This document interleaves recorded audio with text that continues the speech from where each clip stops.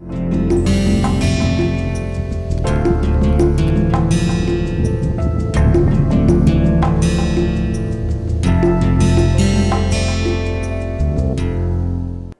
in the last class I showed you the topics that we have already covered.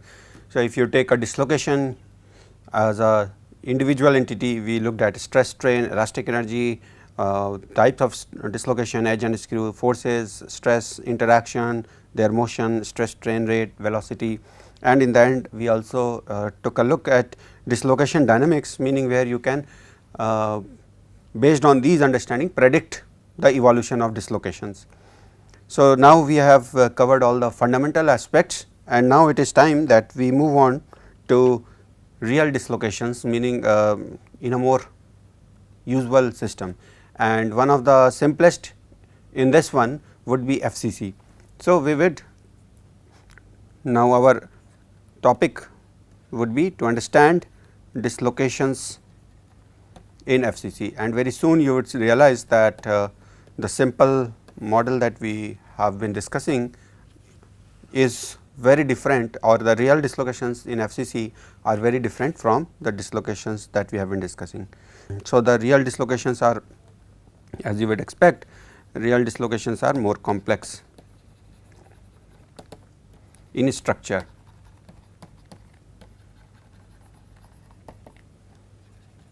as well as in their behavior.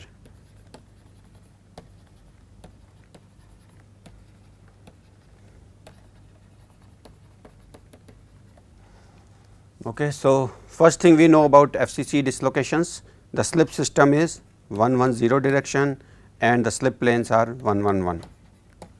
Okay, so, this is direction, but now let us look at a FCC system and let us draw it over here.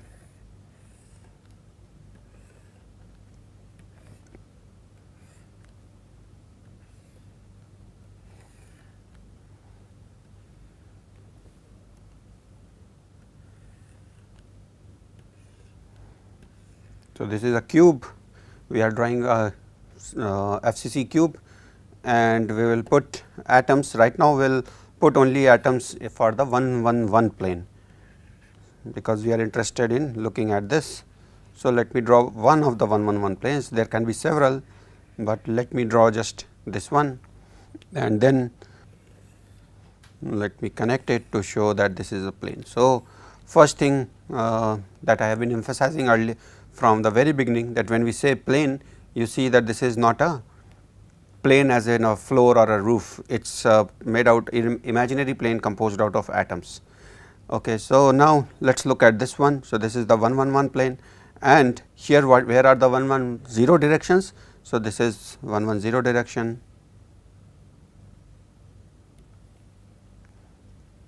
this is 110 direction, this is 110 direction, this is 110, this is 110 direction. Now, what is the smallest translation vector over here?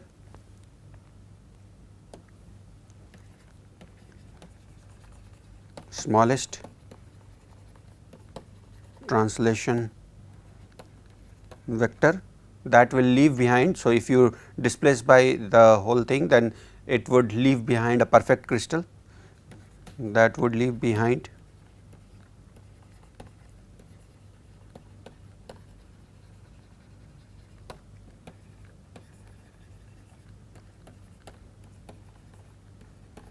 a perfect crystal. So, as you would see, this atom when moves to this position is a smallest lattice vector.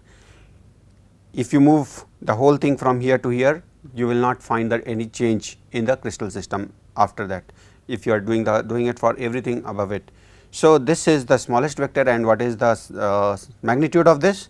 And you would say 1 by 2 110, or to be more precise, you can say A by 2 110, and over here you can see this is A by 2 110, all these are, or even in the opposite direction you will get A by 2 110. So, this is called the Berger vector for.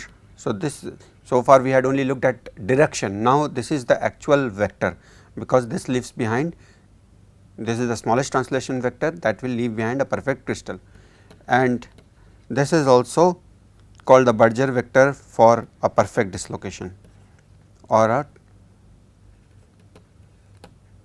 why perfect, because we also have imperfect dislocations, or what are known as partial dislocations, and we also have something called as secondary dislocation. So, this is perfect dislocation or primary dislocation.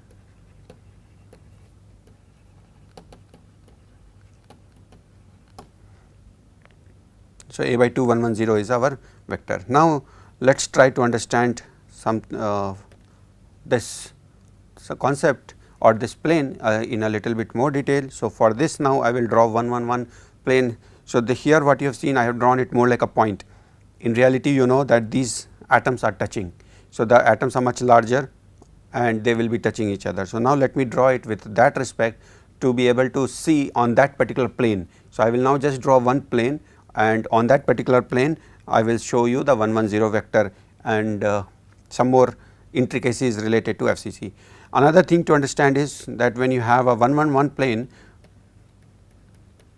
it has a stacking, a particular sequence that appears, and which is called ABC stacking, and it will become more clear when we look at this second diagram, which is over here.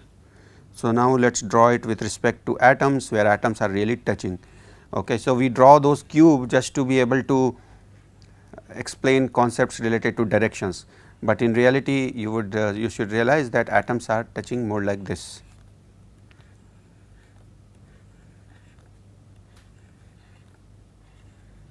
And although in my drawing it may seem like some of the atoms are large, some of them are small, you should also realize that will not be the case. All the atoms would be equal in size. So, this what I have drawn here is a 111 plane, and if you want to compare with this triangle that I showed you over here. So, let me draw in yellow just a light shade to show that there is indeed that kind of plane. So, there is 3 atom, 3 atom, 3 atom, just like that we see over here. So, this is the plane that I have drawn over here, and here as I said that these 3 atoms must touch, and here you can see that these 3 atoms touch. So, this is the 111 triangle that you see in the cube, but the plane when we draw would look like this. Now, here the first thing that you must realize is that this is one layer. Where will the next layer sit? So, there are particular positions where this next layer sits, and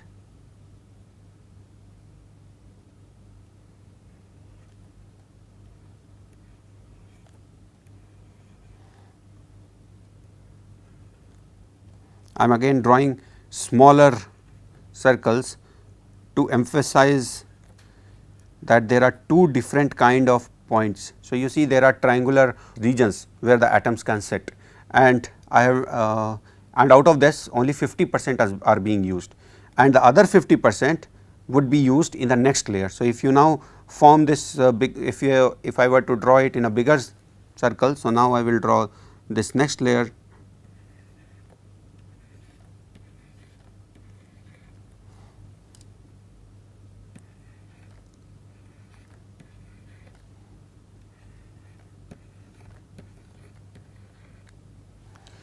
So, over here which are the locations where our green layer is sitting. It is, if we look at this, then the green layer is sitting over here, it is sitting over here, the green, this corners, I am talking about the corners. So, the green corners are over here, and the ones which were left open are over here in between these three. So, these are, I will now mark it with orange color. So, these are the open ones.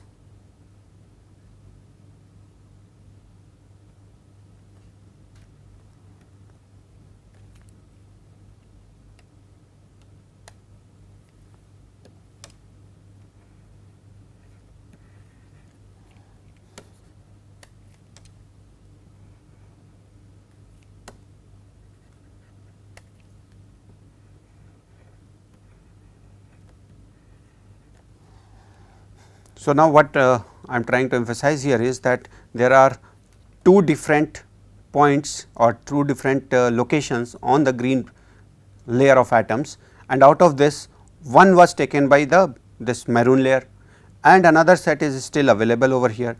That is the set that will where the third layer of atom sits. So, the third layer of atom sits somewhere like something like this, and if I were to draw it over here, it will be, sorry, not this one.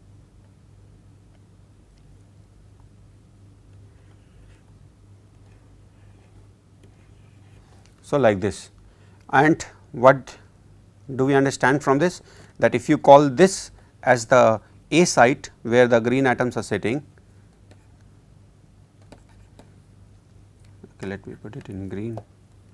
So, let us say the green layer is sitting in the A sites, then where are the maroon layer sitting?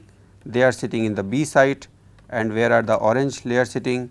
It is sitting in the C site. So, we have a particular sequence A, B, C, and this keeps continuing. So, you will have a layer like A, B, C, A, B, C. This is what happens in the 111 plane of FCC. So, now moving ahead, it will become important when we look at what happens after displacement of 1 by 2 110. So, you will see that in this particular case, now I will need to redraw it the first layer, so that I can again come back and explain the translation Berger vector.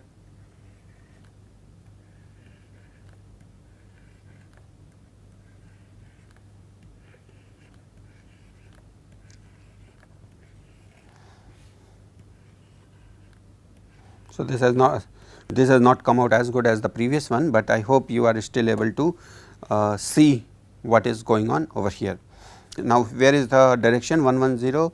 So, if I drew this as my triangle, then you can realize this is 110 direction, this is 110 direction, this is 110 direction, and the atom just above it is sitting from here, and when I move it, it is moving from this site to this. So, this is our Berger vector which we have defined. Now, let me call it as B naught, and you will realize why I am calling it B naught. So, this is the Berger vector B naught equal to A by 2 110. Now, if you see, this particular atom has to move or basically go uphill, and then it will come downhill to be able to move to this position. This is also possible via alternate route, which is like this. So, it may as well go from here to over here, which is not as much uphill as this one, and again over here. So, you will get a Berger vector B 1 and a Berger vector B 2, and with simple geometry you would be able to show that this Berger vector B 1 is equal to A by 6 2 1 1. In fact, both of them would be of the same form.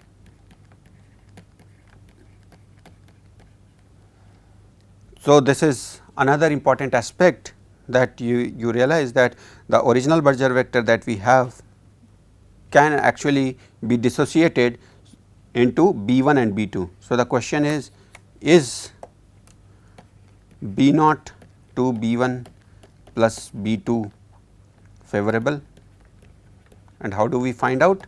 We find energy.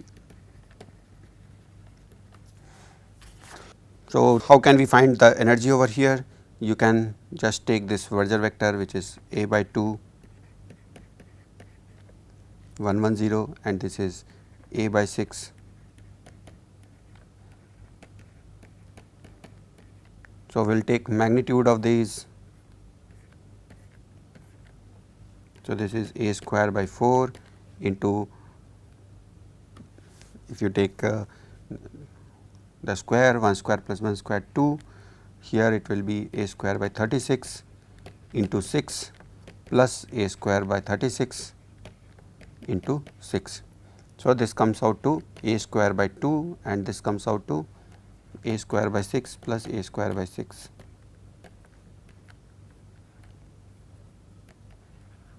This is A square by 3, this is A square by 2. Now, which of these are larger? This is obviously larger. So, if it dissociates, the total energy of this system is going down, and therefore, this is favorable. So, energy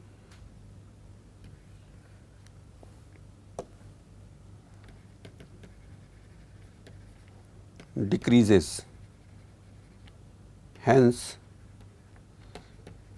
this reaction is favorable.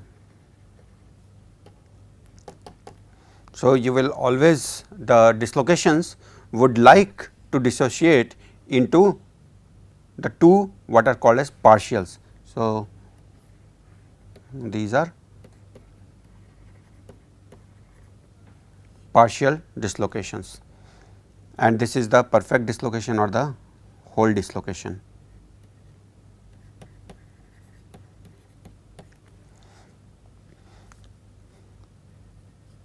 So, this is one important aspect about FCC, that the dislocations over here tend to get dissociated. We will come back to this in a while, but there is another important aspect when. So, we are talking about this whole, this is one important aspect, which is that the dislocations have partials, and another important aspect is that because of these partials you get a dislocation which looks something like this. Now, I will try to draw it in terms of the planes. So, let us say these are our planes.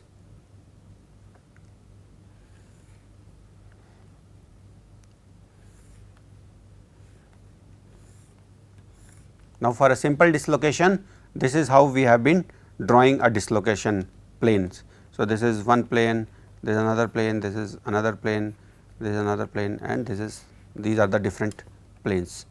So, this is the way we have been drawing the different planes, but this is now very different. So, this will be if that were the case, then this would have been our dislocation or extra half plane, and this would have been our slip plane. But again here, so I will have to use this side only, so that I can make use of this drawing.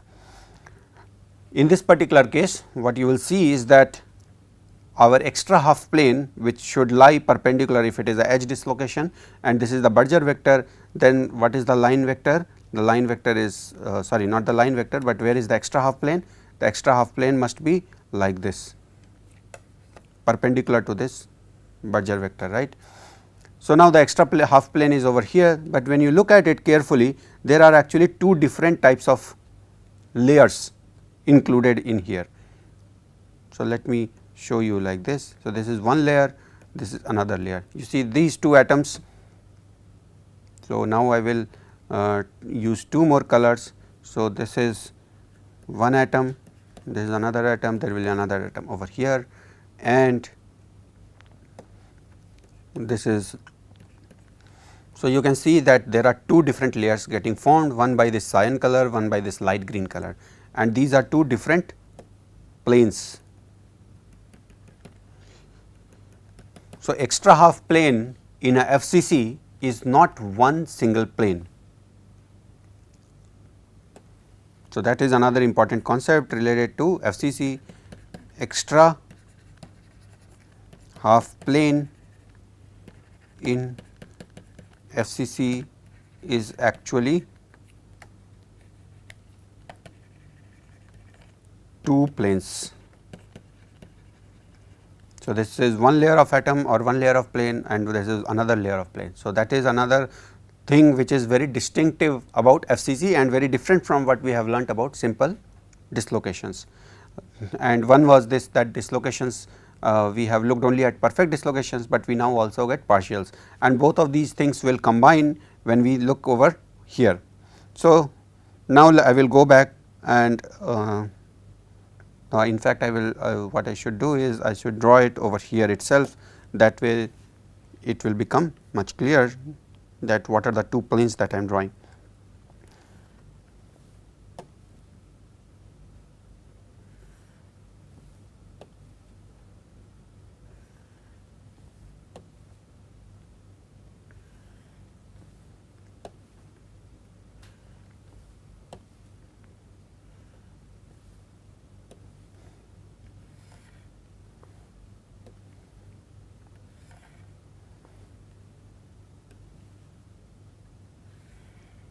Okay, so here I am drawing the two different alternating planes that we see over here, and it means that even when we are talking about extra half plane, we will have two planes like this, and therefore, the system would look something like this.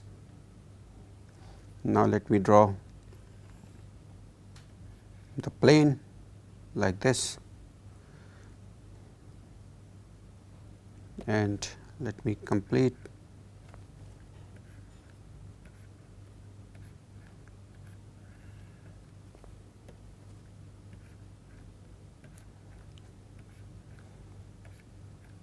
So, as you can see, these are each of them are one plane, and here you are seeing two different planes, and this correspond to, let me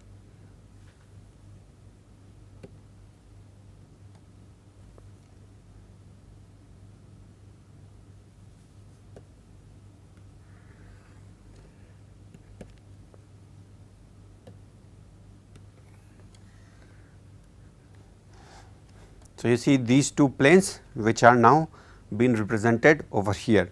So, if it were just about the full plane, it would not matter whether you have same type of plane or alternating planes, but it matters because here when you look at the dislocation where extra half plane, here you have basically two.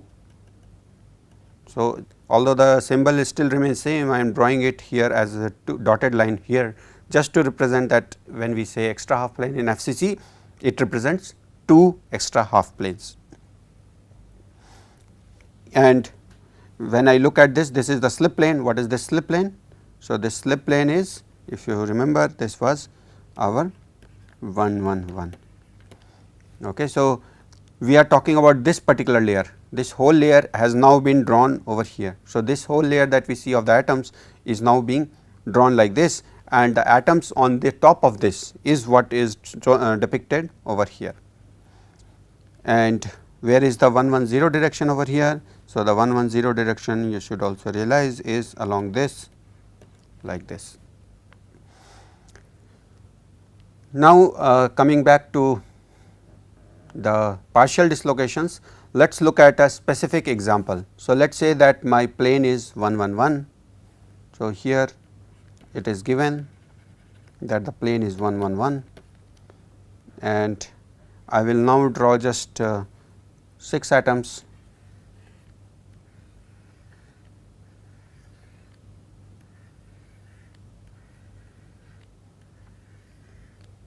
Like this, and what I have shown here, this part I will now try to zoom in to this part. So, this is my B naught, this is my B 1, this is my B 2. So, these are the partials that I talked about, and before I relate, I just wanted to take a look at one real example. So, this is our B naught. So, B naught, if it is the 1 1 1 plane, what are the possible B naughts? So, the B naught can be, we can say that in this particular case it is equal to A by 2 bar 101. Now, look at the possibility, what are the, how do we see that it is a possible Berger vector for this plane or not? Just take a dot product and it should come out to 0. It cannot be any A by 2 110 type of direction. It has to be only those directions which lies on the 111 plane, and that you can find by taking a dot product, and when the dot product is 0. So, you will know that it lies on that plane.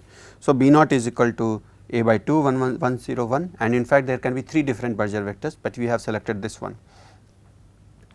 So, this is equal to B 1 plus B 2, and in this particular case you would be able to show that this B 1 is actually equal to bar 2 1 1 plus A by 6 bar 1 bar 1 2. Now, here for this one particular example, it is not very difficult to find out what will be the partial Berger vectors. What are the two things you have to check? You have to check that B 1 and B 2 should lie on 1 1 1, meaning again you have to take dot product, and so you can take a dot product bar 2 1 1 with 1 1 1, and you know that it is 0. So, it lies on 1 1 1, bar 1 2 with 1 1 1, and you know that this dot product is 0. So, it lies on 1 1 1. So, this part is okay, and the other part is that the sum of these two you have to make sure it comes out to be B naught. So, here you can see that so the sum should equal to B naught. So, bar here you just take bar 2 and here it is minus bar 1. So, bar 2 and bar 1 is minus 3, this is minus 1 and 1, this is 0, 2 plus 1 3, and therefore, it becomes 3 0 3, and but it is a by 6. So, you can divide by 6 and it becomes a by 2 bar 1 0 1. So, this becomes a by 2 bar 0 1. So, this is also ticked. So, these are the two things that you need to cross verify to find out whether the partials that you are looking at are actually the partials for this Berger vector and it lies on this particular plane. So, now we have looked at the different dislocations, so two different aspects. So, let me just emphasize it once again. The two important aspects for the dislocations in FCC are, the one important aspect is that here the dislocations can split or can become partial. Actually, I should use the word dissociate, can dissociate. Extra half plane is not just is a sum of two plane. So, structure wise these are two different things that happen or that take place in the FCC system. So, now coming back to what I drew over here, this is the slip plane for a simple the dislocation, the type of dislocation that we have been using. So, it is for a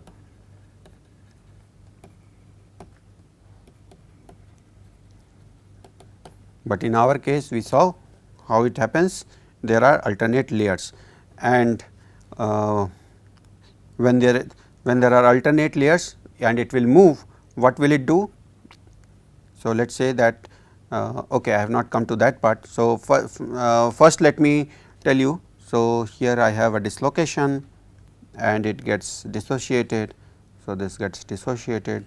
So, now coming back to our partial dislocations.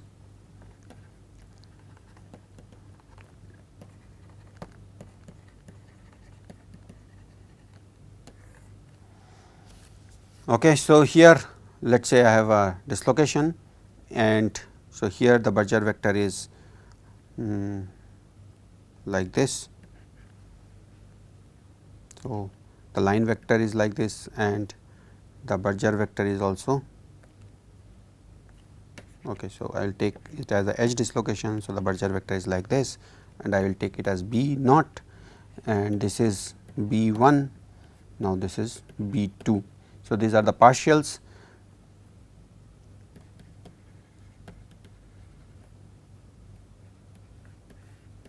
And this is the perfect dislocation.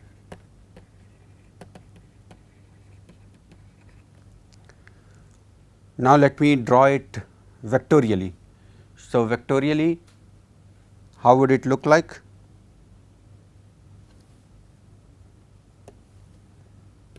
That we have drawn it earlier also. So, this is B naught, this is B 1, this is B 2. Now, you can see that B 1 is at an angle, which means we can resolve B 1 along B naught and perpendicular to B naught. So, this is B naught. So, this is along the, and let us say if this is x direction, this is B 1 x, this becomes B 1 y. If this is B 2, this becomes B 2 y, this becomes B 2 x.